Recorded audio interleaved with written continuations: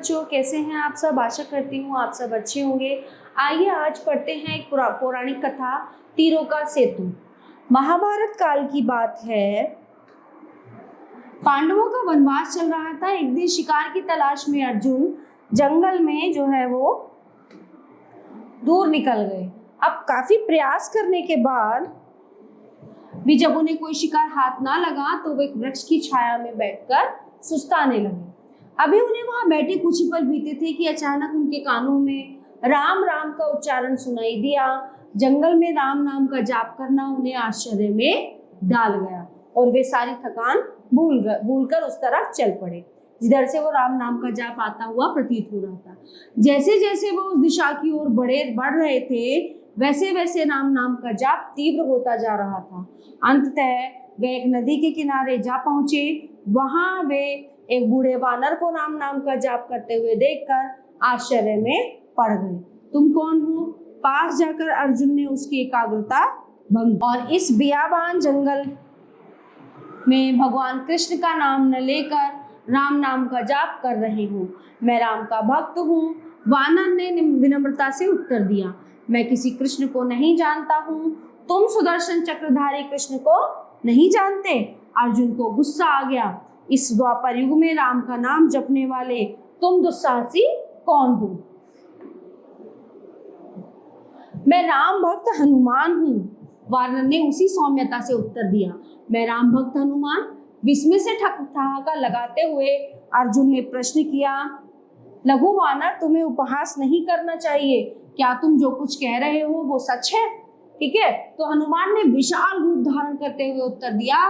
मैं नहीं जानता तुम कौन हो, पर राम की निंदा मैं एक पल सहन नहीं कर सकता। इसलिए तुम्हारे हित में यही है कि तुम तुरंत अपने शब्दों को वापस लो। हनुमान का दिव्य रूप देखकर अर्जुन पल भर को विचलित हुए। फिर भी उन्होंने प्रश्न किया। सुना है राम की सेना में एक से एक बढ़कर दिग्गज थे, फिर भी राम की समुद्र पर पत्थरों की महिमा तुम नहीं जानते हो? हनुमान अपने साधारण रूप में आते हुए बोले। लेकिन आखिर तुम कौन हो? मैं अर्जुन हूँ। अच्छा, बाण विद्या में पारंगत? हनुमान मुस्कुराए। कुंती पुत्र, तुम वाकई एक अच्छे तीरंदाज हो। यदि मैं राम की सेना में होता तो तीरों से ही समुद्र पर ऐसा सेतु बनाता, ऐसा पुल बना देता जिस पर होकर एक साथ एक अक्षौहिणी सेना निकल जाती। गर्व से अर्जुन ने उत्तर दिया। तो क्या कहते हैं फिर हनुमान जी? ठीक है, तुम नदी पर अपने बाणों से एक सेतु बनाओ। हनुमान ने कहा। यदि मैं उस सेतु को पार कर गया तो तुम जो कहोगे मैं वो करूंगा। मैं तुमको वचन देता हूँ। इस शर्त में जो भी हारेगा उसे आग में आत्मदाह करना होगा। अर्जुन ने कड़ी शर्त रखी। ठीक है। हनुमान के मान जाने पर अर्जुन ने अपने तीरों की बौछार कर दी।